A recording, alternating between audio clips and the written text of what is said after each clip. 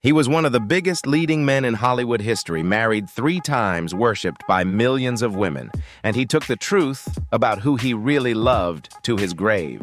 For decades, the studio system controlled every part of these stars' lives, forcing them into fake marriages and staged romances just to survive. Today, we're pulling back the curtain on the men behind the masks, the real love stories Hollywood tried to erase forever. Stick around because actor number 3 hid a secret so explosive it could have ended his entire career overnight.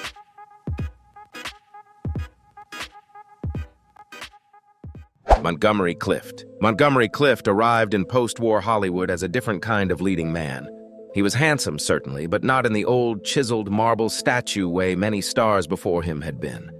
He seemed to carry his feelings just beneath the surface, thoughtful, wounded, alive with quiet intensity. In films like The Search a Place in the Sun and From Here to Eternity, that sensitivity became his signature. Critics and biographers have long credited him with reshaping what a leading man could be, bringing a rare vulnerability and emotional honesty to roles that once called for simple toughness. Yet the public image told only part of the story. Off-screen, Clift kept his private life closely guarded. Biographers who studied his letters and relationships have generally described him as bisexual, though exact details and labels remain debated even today, since he never spoke about it publicly himself. That silence was not unusual for the era. In the 1950s, studios sold masculinity as something fixed and certain, and any hint of difference could put a career, contracts, and public trust at risk. Gossip columns and fan magazines circled without ever printing the full truth. Then came the car accident in 1956, which left visible scars and many believed deepened struggles that could no longer be hidden. Clift never explained himself to the world. What he left behind were performances full of genuine feeling and a private life history can still only piece together. Hollywood kept the legend bright, even as the man behind it stayed in many ways unknown.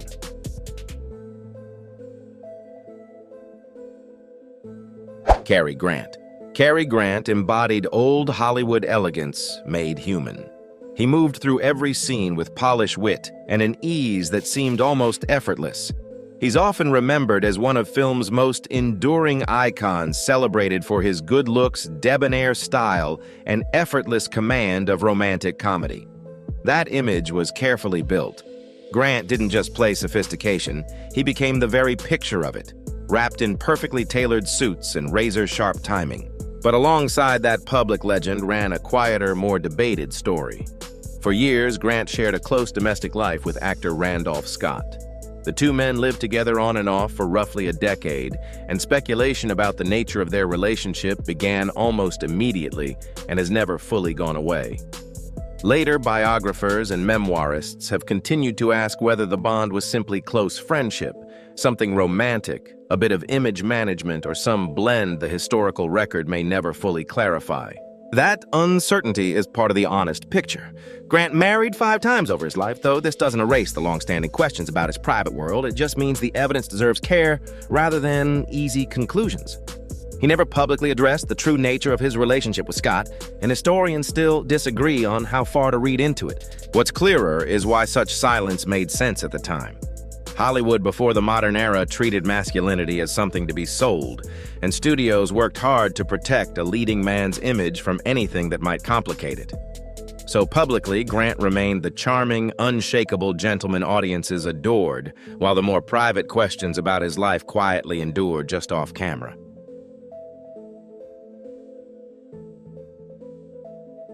Randolph Scott. Randolph Scott entered the screen as a man who seemed built for certainty, tall, dry-witted, carrying the quiet authority of the American West. He became known for a string of psychologically layered westerns, particularly in the late 1950s, that cemented him as one of the genre's most durable and rugged icons. On screen, he was the kind of man rumor seemed unable to touch. That was the public image. The private story was more complicated. Scott's long association with Cary Grant has been debated for decades, largely because the two men shared a home for years and drew speculation long before modern audiences revisited their history. Like Grant, Scott never publicly explained the true nature of their bond. No definitive account settles the matter, and that gap matters. This isn't a story about pretending certainty where none exists, but about an industry that rewarded discretion and left historians with only fragments to work with. For a star who represented rugged, marketable American masculinity, studios had strong incentive to protect that image. Any hint of complication risked unsettling the fantasy being sold to moviegoers. So Scott's story exists in that narrow space between suggestion and proof, decades of speculation, industry memory, an incomplete record, and a man who simply never addressed it publicly. Perhaps that's part of why his story still draws interest today. On screen, the hero remained perfectly composed. Off-screen, the man behind him stayed just out of reach. In many ways, that quiet became part of the performance itself, a reminder of how much old Hollywood asked its stars to leave unsaid.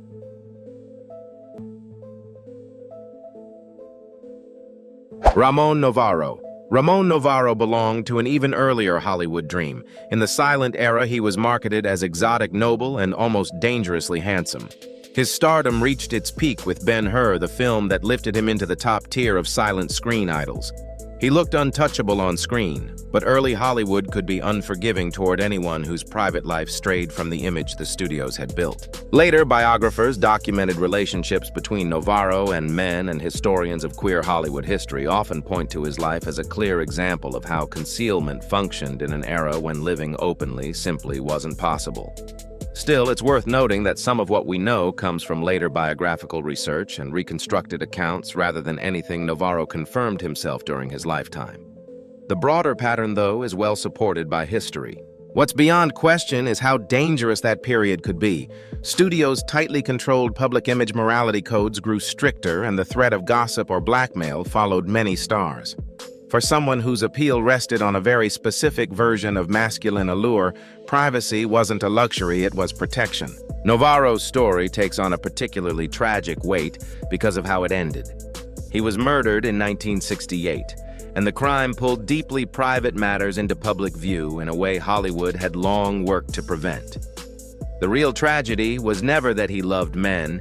It was that a life shaped by decades of necessary secrecy was ultimately exposed through violence and sensationalized headlines. Today, Novarro remains one of classic Hollywood's most haunting figures, his stardom preserved in film and photographs, his private truth pieced together only long after his death.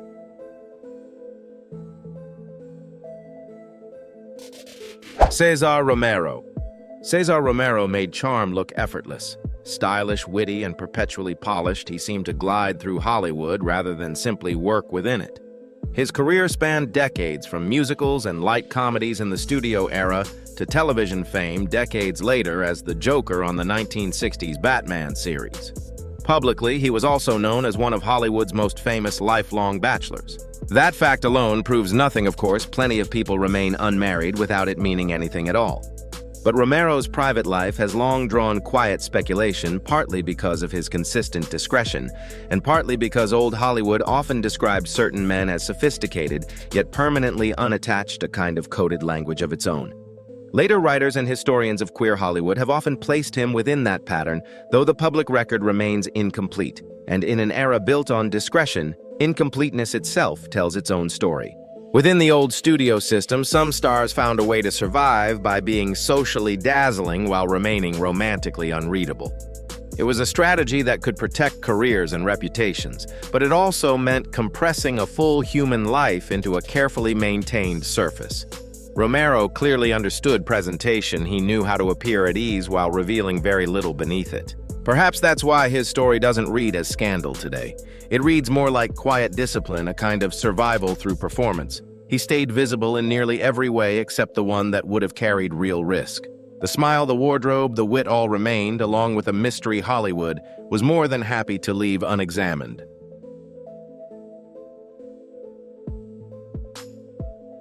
Clifton Webb. Clifton Webb never fit the mold of a conventional leading man, and he turned that difference into his greatest strength. Sharp-witted, aristocratic, and delightfully arch, he became unforgettable in films like Laura and Sitting Pretty, earning particular acclaim for his portrayal of the imperious Mr. Belvedere. Yet his screen presence always carried something more layered than simple sophistication. Audiences picked up on it. Hollywood certainly noticed that audiences picked up on it. Still, the industry rarely addressed it directly. Later scholars have argued that Webb occupied a distinctly coded space in the culture of his time, one where his mannerisms, tone, and style were widely understood by attentive viewers, even as mainstream publicity carefully avoided any direct language about it. In other words, the signals were there for those who recognized them, even though nothing was ever officially confirmed. That tension says a lot about how the studio system operated. Certain qualities would flair a particular kind of theatrical elegance could be embraced and even marketed as part of a star's appeal. But explicitly naming anyone's sexuality was simply off the table. Hollywood was comfortable letting audiences sense things it refused to say outright. In that way, Webb became something of a master at being legible without ever being explicit. To some viewers, his identity felt unmistakable. To the official record, it remained safely ambiguous. That contradiction wasn't an accident, it was built into how the industry functioned. What Webb left behind are performances that feel almost like coded messages to those paying close attention. Hollywood let audiences notice the artistry of the mask, just never invited anyone to ask what it was covering.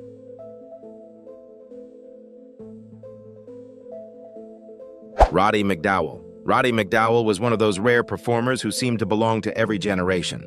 He began as a child star, made a rare, successful leap into adult acting, and built a career spanning 6 decades, moving from prestige dramas to theater horror films and the Planet of the Apes series. His obituaries often highlighted that unusual longevity, noting how few child stars ever managed a transition to lasting adult success the way he did. Publicly, McDowall appeared warm, well-connected, and constantly in demand. Privately, he kept much to himself. He never married and rarely spoke publicly about his personal life.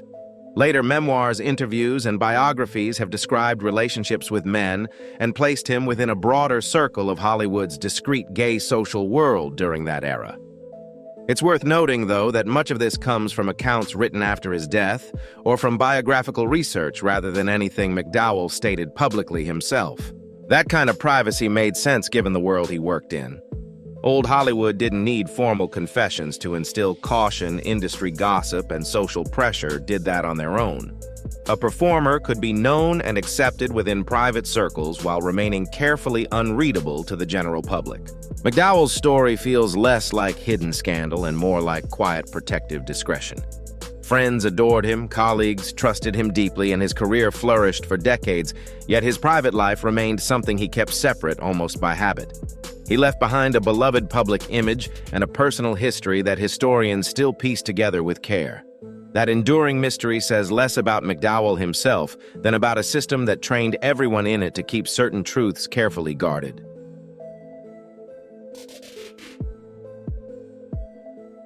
Van Johnson was built by MGM into the very image of wholesome American manhood, clean-cut, cheerful, dependable, and effortlessly photogenic. He became one of the studio's biggest box office draws during his long run there through the 1940s and into the early 1950s.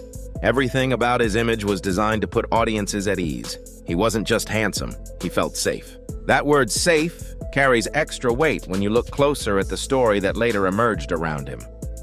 Rumors about Johnson's sexuality followed him for years, and while the full picture remains incomplete, he himself never offered a public explanation. One particularly striking piece of testimony came from his former wife, Evie Wynne Johnson. She said publicly that MGM had pushed for the marriage specifically to quiet rumors circulating about her husband. That single statement doesn't settle the matter entirely, of course. A former spouse may speak from complicated emotions, hindsight, or personal grievance, but it does offer a rare glimpse into how the studio system actually operated. Studios weren't passive bystanders. They actively managed public narratives, arranged appearances, and protected a star's marketable image with real determination. In that world, even marriage could become a strategic piece of publicity. So Johnson's story isn't just about rumor, it's about containment. It shows how a studio could construct a reassuring public image around a star and hope that image would simply be accepted as truth. He remained for millions of fans a symbol of clean-cut American charm. But that charm was carefully managed from behind the scenes, and understanding that management is part of understanding the man. Hollywood sold certainty to the public. Johnson himself lived with far more complexity.